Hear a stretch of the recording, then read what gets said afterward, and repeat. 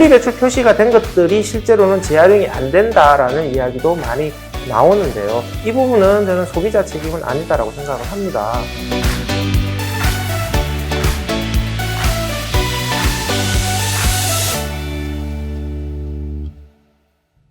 자, 이번 시간에는 재활용품 분리배출 방법에 대해서 살펴보도록 하겠습니다. 요즘 어떻게 분리배출을 해야 되는지에 대한 궁금증이 많고 혼란들도 많이 일어나고 있습니다. 여러분들이 재활용품을 분리배출할 때 느꼈던 혼란들 이번 시간에 싹 정리해 드리도록 하겠습니다. 자, 재활용품 분리배출의 가장 기본적인 원칙은 분리배출 표시가 된 것은 분리배출을 하는 것이죠. 분리배출 표시가 되어 있다고 하는 것은 두 가지 의미를 가지고 있습니다. 소비자가 분리배출하면 재활용하겠다는 정부와 생산자의 약속이고요. 두 번째는 생산자 책임 재활용 제도, EPR 제도의 대상 품목이라는 의미입니다. 이 말은 우리가 물건을 살 때에 재활용 비용이 제품의 가격에 포함되어 있다고 하는 의미죠. 그러니까 우리가 물건 살 때 재활용 비용을 지불했다는 의미가 되는 것이죠. 따라서 물건 살 때 재활용 비용도 내는 것이고요. 그 다음에 분리배출하면 재활용하겠다라고 정부와 생산자가 약속을 한 것이기 때문에 그냥 분리배출하면 되는 것이죠. 분리배출 표시가 된 것을 쓰레기로 버리게 되면 물건 살 때 재활용 비용도 내고요. 쓰레기를 버릴 때 쓰레기 처리 비용도 내는 이중 부담의 문제가 발생을 합니다. 분리배출 표시가 된 것들이 실제로는 재활용이 안 된다라는 이야기도 많이 나오는데요. 이 부분은 저는 소비자 책임은 아니다라고 생각을 합니다. 그러니까 소비자는 역할을 다 한 것이죠. 비용 부담도 하고 분리배출도 한 것이니까 이렇게 분리배출된 것을 재활용하는 것은 정부와 생산자의 책임인 것이죠. 그러니까 소비자가 역할을 제대로 안 한 것이 아니라 정부와 생산자가 역할을 제대로 안 한 것입니다. 따라서 이 부분은 분리배출 표시가 된 것은 적극적으로 분리배출하면서 정부와 생산자가 재활용을 제대로 하도록 촉구하는 것이 바람직하다고 생각을 합니다. 두 번째, 내용물은 반드시 비우고 오염물질은 세척을 해야 합니다. 우리가 더러운 것을 재활용품으로 분리배출을 하게 되면은 선별장에서 선별하시는 분들의 위생 환경이 너무나 악화됩니다. 손으로 품목별, 재질별로 선별을 하셔야 되는데요. 이렇게 더러운 상태로 배출을 하게 되면은 악취를 맡으면서 세균이 덕실거리는 것들을 손으로 집어야 됩니다. 예의가 아닌 것이죠. 따라서 깨끗하게 배출하는 것. 비행분쇄기라고 이야기하지 않습니까? 비우고 헹구고 깨끗하게 배출하는 것은 분리배출하는 사람의 기본적인 예의다라고 볼 수가 있습니다. 그런데 이제 그 컵라면 용기 버릴 때는 국물 자국이 지워지지 않아서 되게 곤혹스러운 경우가 많은데요. 국물 자국이 지워지지 않은 컵라면 용기는 왜 문제가 될까요? 스티로폼은 하얀색 위주로 재활용을 합니다. 플라스틱 재생원료에 색깔이 들어가게 되면 재생원료의 품질이 낮아지게 되는 것이죠. 그래서 컵라면 용기에 국물 자국이라는 색깔이 스티로폼 재생원료의 품질에 영향을 미치기 때문에 스티로폼 재활용하는 업체에서 국물 자국이 남아있는 컵라면 용기가 들어오지 않도록 반입을 제한하는 것인데요. 컵라면 용기의 국물 자국도 깨끗하게 해서 배출을 하고 싶다면 햇빛 세척을 하면 됩니다. 컵라면 용기에 국물 자국이 남아있는 것은 카로티노이드라는 색소 때문에 그런데요. 이 색소는 지용성이기 때문에 물로는 세척이 되지 않습니다. 그런데 햇빛을 받으면 분해가 되는 것이죠. 그래서 국물 자국이 남아있는 컵라면 용기를 한 일주일 정도 일광욕을 시키면 오른쪽 그림처럼 깨끗하게 바뀌게 됩니다. 이렇게 색깔을 지운 다음에 하얀색 스티로폼에 섞어서 분리배출 하시면 되는 것이죠. 그런데 좀 헷갈리는 것은 배달 용기죠. 배달 용기의 경우에는 PP 재질이거든요. PP 재질은 색깔별 선별을 하지 않습니다. 그래서 국물 자국이라는 색깔이 남아 있다고 하더라도 재활용에 장애 요인이 되지 않습니다. 그러니까 배달 용기는 음식물 찌꺼기만 남아있지 않도록 깨끗하게 세척을 하시면 되고요. 국물 자국이 남아있더라도 PP로, 플라스틱류로 분리 배출을 하면 재활용에 큰 문제는 없습니다. 또 추가적으로 하나 더 말씀드리면 배달 용기에서 또 사람들이 많이 불편을 호소하시는 것은 테두리의 비닐이죠. 밀봉 포장을 하게 되면은 비닐이 압축되면서 잘 떨어지지 않습니다. 손으로 아무리 뜯어도 떨어지지 않죠. 비닐 자국이 안 떨어지면, 비닐 자국이 조금 남게 되면 이것은 이물질이 남아있기 때문에 쓰레기로 배출을 해야 되는 거 아니냐라고 또 질문을 던지시는데요. 배달 용기는 PP 재질이고요. 비닐 재질은 PE 재질입니다. PP와 PE는 거의 사촌지간인 유사한 플라스틱이기 때문에 조금 잔류를 하더라도 재활용에 큰 어려움은 없습니다. 따라서 비닐은 뗄 수 있을 만큼 떼신 후에 조금 잔류하시더라도 쓰레기로 버리는 것보다는 분리 배출하는 것에 환경적 이익이 더 큽니다. 따라서 배달 용기의 경우에는 세척할 수 있을 만큼 세척을 하시고 비닐은 제거하실 수 있을 만큼 제거하신 후에 분리 배출하시면 될 것 같습니다. 세 번째, 이제 이물질은 제거해야 되는 것이죠. 그러니까 비행 분석에서 분해에 해당되는 겁니다.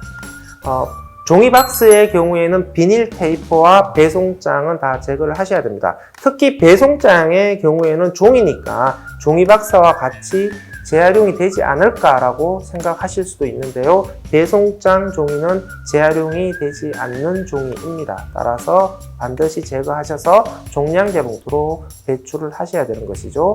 보냉상자의 경우에 안쪽에 은박지가 붙어 있죠. 이 은박지도 이물질입니다. 떼셔서 쓰레기로 배출을 하셔야 되는 것이죠. 노트 등의 경우에도 여러 가지 플라스틱이나 스프링 등의 이물질이 붙어 있는데요. 배출하실 때는 다 제거하시고 순수한 종이만 폐지로 배출을 하셔야 됩니다. 스티로폼 상자의 경우에도 비닐 테이프와 배송장 종이는 다 제거하시고 순수한 스티로폼 상태만 배출을 하셔야 되는 것이죠. 요구르트 병의 경우에는 재질이 PS 재질이에요. PS 재질은 재활용 공정에서 파쇄해서 물에 씻을 때 무거운 플라스틱이기 때문에 물에 깔아앉아요. 알루미늄도 물에 깔아앉잖아요. 그러니까 알루미늄이 붙어 있는 상태로 배출을 하시게 되면은 알루미늄 조각과 요구르트병 조각이 같이 가라앉기 때문에 문제가 됩니다. 따라서 알루미늄 막에는 반드시 소비자가 제거하신 후에 플라스틱 요구르트 용기만 배출을 하셔야 됩니다.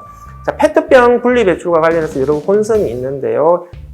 여기서 최종 지침을 정리를 해드리면 일단 라벨은 제거를 하셔서 비닐로 분리 배출을 하시면 됩니다. 마개의 경우가 문제가 되는데 마개를 떼서 따로 분리 배출하시면 선별장에 가서 마개는 부피가 너무 작기 때문에 선별이 되지 않습니다. HDPE 재질로 재활용은 잘 되는 재질이지만 부피가 너무 작아서 선별장에서 선별이 안 되는 거죠. 선별장에서 선별이 되지 않으면 재활용이 안 되는 겁니다. 따라서 마개까지 재활용을 하려면 마개를 닫아서 배출하는 것이 좋습니다. 마개를 닫아서 배출하면 페트병 재활용 공정에서 문제가 되지 않을까 우려할 수도 있는데요. 마개는 HDPE 재질로서 물에 뜨는 가벼운 플라스틱입니다. 페트병은 물에 깔아앉는 무거운 플라스틱이거든요. 그러니까 마개가 닫혀있는 상태로 페트병 재활용 업체로 들어가더라도 파쇄해서 물에 씻는 과정에서 마개는 뜨고 페트병 조각은 가라앉기 때문에 분리가 쉽습니다. 그래서 물에 뜬 마개 조각만 따로 모아서 마개는 마개대로 재활용을 하고요. 가라앉은 페트병 조각은 조각대로 모아서 페트로 재활용을 하면 되는 것이죠. 따라서 마개를 닫아서 배출하는 것이 마개까지 재활용할 수 있는 방법이 되는 것인데요. 문제는 마개를 닫을 때 그냥 닫으시면 안 되고 압축을 한 다음에 마개를 닫아 주셔야 됩니다. 압축을 하지 않고 마개를 닫으면 어떤 문제가 발생할까요? 선별장에서 페트병만 선별한 다음에 압축을 해야 되는데 안에 공기가 들어가 있기 때문에 압축이 잘 되지가 않습니다. 근데 페트병의 펌프 마개의 경우에는 철 스프링 때문에 문제가 됩니다. 페트병을 파쇄를 할 때 스프링이 문제가 되는 것이죠. 칼날을 손상시키는 원인이 된다고 합니다. 그래서 페트병 재활용하는 업체에서는 펌프는 반입 불가 품목으로 분류가 됩니다. 따라서 펌프 마개는 제거하셔서 종량제 봉투로 배출을 하셔야 됩니다. 작년 크리스마스부터 아파트의 경우에는 투명 페트병을 플라스틱과 분리해서 따로 배출하도록 하고 있는데요. 여기서 우리가 주의하셔야 될 것은 투명 페트병은 생수, 음료, 간장 투명 페트병만 해당이 된다는 것입니다. 식용유를 담았거나 양념병이거나 샴푸, 세제병이나 불소 원샷 같은 화학약품을 담았던 페트병은 투명하다고 하더라도 투명 페트병으로 같이 섞으시면 안 됩니다. 플라스틱유로 배출을 하셔야 됩니다. 정리하면 투명 페트병에는 생수, 음료, 간장병만 해당이 된다라고 하는 것이죠. 음료병의 경우에, 이제 주소병의 경우에 입구 부분이 하얀색이기 때문에 이것은 투명 페트병과 다른 거 아니냐라고 또 의문을 제기하시는 분도 계시는데요. 주스의 입구의 하얀색 병은 투명 페트병이 두꺼워지면서 우리 눈에 하얀색으로 보이는 겁니다. 그러니까 전혀 걱정하지 않으셔도 되는 것이죠.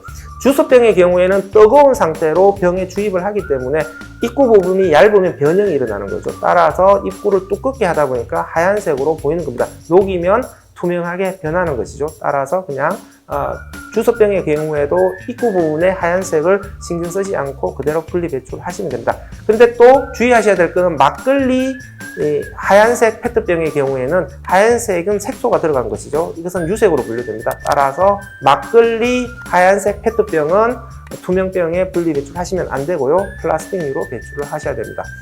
소주병은 세척해서 재사용하는 병이거든요. 따라서 세척해서 재사용을 하려면 병을 보호해야 됩니다. 그래서 마개를 닫아서 배출하는 것이 원칙이고요. 소주병은 보증금이 붙어있기 때문에 분리 배출하는 것이 아니라 판매점으로 반환하는 것을 원칙으로 합니다. 금속의 경우에는 금속 이외의 재질은 분리하는 것이 원칙이죠. 우산천은 벗기셔서 쓰레기로 배출하시고요. 우산 때만 금속으로 배출하는데 프라이팬이나 식칼이나 드라이버처럼 플라스틱 손잡이가 분리가 어려운 경우에는 그대로 금속으로 배출하시면 되겠습니다. 캔의 경우에는 손잡이 굳이 떼실 필요 없습니다. 붙어있는 상태로 배출하시면 되겠고요. 일회용 라이터의 경우에는 잔류가스로 인해서 화재가 발생할 수 있습니다. 따라서 플라스틱으로 절대 분리 배출하시면 안 되고 종량제 봉투로 배출하셔야 되고요. 휴대폰 보조 배터리 같은 경우도 안에 리튬 배터리는 폭발할 수가 있기 때문에 플라스틱으로 배출하시면 절대 안 됩니다. 리튬 배터리는 건전지 버리실 때 건전지 수거함으로 배출을 하시면 됩니다. 부탄가스의 경우에는 구멍을 뚫어서 잔류가스를 제거하는 것이 원칙인데요. 구멍을 뚫는 도구가 없는 경우에는 못으로 망치질을 해서 뚫기보다는 그냥 환기가 잘 되는 곳에서 노즐을 눌러서 잔류가스를 제거하시면 되겠습니다. 유리조각이나 칼날, 바늘같이 손상성 물질은 분리 배출을 하셔도 안 되고요. 종량제 봉투로 배출하셔야 되는데 종량제 봉투에 그냥 버리시게 되면 종량제 봉투를 뚫고 나와서 종량제 봉투를 수거하시는 분에게 사고를 일으킬 수가 있습니다. 따라서 두꺼운 종이로 잘 싸셔서 이 손상성 물질이 종량제 봉투를 뚫고 나오지 않도록 잘 조치를 취하셔야 된다라고 하는 것이죠. 형광등 건전지는 형광등 건전지 분리수거함에 분리 배출을 해주시면 됩니다. 재활용되지 않는 쓰레기는 이제 분리 배출하면 안 되겠죠. 유리로 된 냄비 뚜껑은 재활용되지 않는 유리입니다. 분리 배출하시면 안 되고요. 크리스탈 유리의 경우에도 재활용이 되지 않는 유리입니다. 거울의 경우에도 재활용되지 않는 유리고요. 믹서기 윗부분에 있는 유리도 재활용되지 않는 유리입니다. 도자기, 사기그릇, 화분도 유리와는 재활용이 되지 않는 것이죠. 모두 다 쓰레기로 배출을 해야 됩니다. 이렇게 버리면 안 된다는 소리죠. 멜라민 수지도 재활용이 되지 않는 플라스틱이고요. 과일을 싼 스티로폼도 스티로폼과 재질이 다릅니다. 스티로폼이 아닌 것이죠. 이런 것들도 스티로폼에 섞으면 절대 안 된다라고 하는 것이죠. 스펀지 느낌이 나는 것들은 다 스티로폼이 아니다라고 생각하시면 되겠습니다. 부피가 작은 플라스틱도 선별장에서 선별이 되지 않기 때문에 재활용이 되지 않습니다. 그래서 다 종량제 봉투에 버려야 되고요. 카세트 테이프도 재활용이 되지 않는 재질입니다. 다 종량제 봉투로 버리셔야 되고요. 왕구류, 문구류 다 재활용이 되지 않고요. 아이스팩의 경우에도 안에 있는 젤은 플라스틱 알갱이 때문에 절대 변기로 버리면 안 됩니다. 아이스팩을 재사용하거나 재사용하는 프로그램이 없을 경우에는 아이스팩을 통째로 종량제 봉투에 버리거나 안에 들어가 있는 젤을 종량제 봉투에 버린 다음에 포장재를 분리 배출하시면 되는 거고요. 친환경 아이스팩은 안에 들어가 있는 것이 물이기 때문에 내용물은 변기로 버리셔도 됩니다. 단 종이 포장재일 경우에는 안쪽에 비닐이 코팅되어 있죠. 비닐이 코팅된 종이는 재활용이 되지 않기 때문에 종량제 봉투로 배출을 해야 됩니다.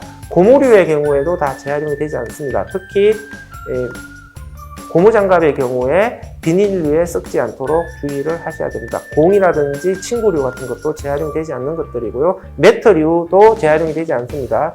스티로폼에 썩지 않도록 해야 되고요. 실리콘 종류도 재활용이 되지 않는 재질입니다. 카드류라든지 휴대폰 케이스도 마찬가지고요.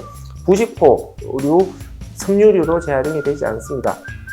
배달을 시켰을 때 딸려오는 업소용 랩은 PVC 재질이기 때문에 재활용이 되지 않습니다. 따라서 종량제 봉투로 배출을 하셔야 되고요. 가정용 랩은 PE 재질이기 때문에 재활용이 됩니다. 분리 배출을 하시면 되겠습니다. 슬리퍼나 일회용 호스 같은 것도 재활용이 되지 않고요. 알루미늄 튜브류도 재활용이 되지 않습니다. 비닐이 코팅된 것들은 다 재활용이 되지 않습니다. 종이, 오일, 기름종이, 영수증도 재활용이 되지 않습니다. 자, 전자제품 배출할 때는요, 새 제품을 살 때는 판매점으로 배출하시면 되고요. 그렇지 않을 경우에는 1599-0903 무상방무수거 서비스를 이용하시면 됩니다. 다만 부피가 작은 것은 5개 이상 모여야 예약 접수가 가능합니다. 그래서 5개 이상을 모아야 되는데요. 이웃과 힘을 합쳐서 같이 모아오셔도 됩니다. 휴대폰의 경우에는 나눔폰 서비스라는 것도 한번 검색하셔서 이용해 보시면 좋겠습니다.